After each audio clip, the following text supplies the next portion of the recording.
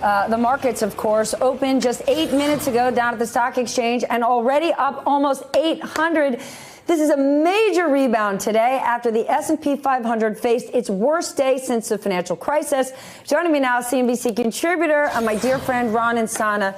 Let's start with this. Yep. Historically speaking, when we see a disastrous dive, it's not uncommon for the markets to rebound. Correct. But how much do you attribute this to the president last night saying he is going to work on some sort of accommodative measures, maybe for specific industries or small businesses? Certainly that helped, and it appeared to be the trigger for this morning's bounce. And, you know, there's a horrible expression that they use on Wall Street. The first one's good, turnaround Tuesday. Second one, not so good, dead cat bounce. The notion that when you're falling so far so fast, there's going to be a day where you pop to the upside. The futures were indicating an 1,100-point gain at the open. We're up just under 800 now. So I think we have to wait and see what the president proposes. Is it as comprehensive a package of measures that will help small business people, industries that are affected, businesses that need loan guarantees, hourly employees who need some sort of backup pay, payroll tax cut, things like that. We don't know the details yet, but the promise at least got us off the lows. Does it give Wall Street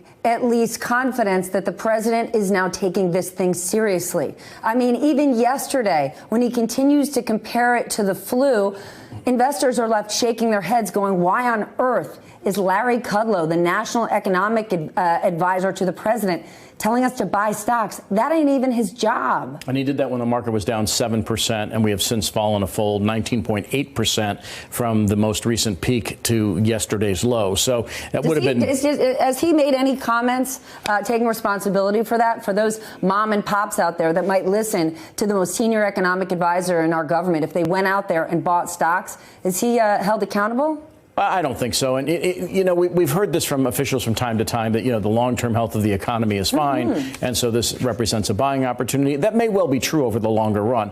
In the short run, however, we may still see more downside. I think it really is going to be dependent upon the composition of this package. And again, even this morning, the president's tweets are not on message. He is not really focused on the gravity and severity of this, the potential economic fallout in the United States. We already know that given what's transpired in China, Asia, now Europe, and even here at home, that the economy is going to take a hit for 3 to 6 months, that corporate profits are going to come down. So we've seen a rapid markdown in stock prices.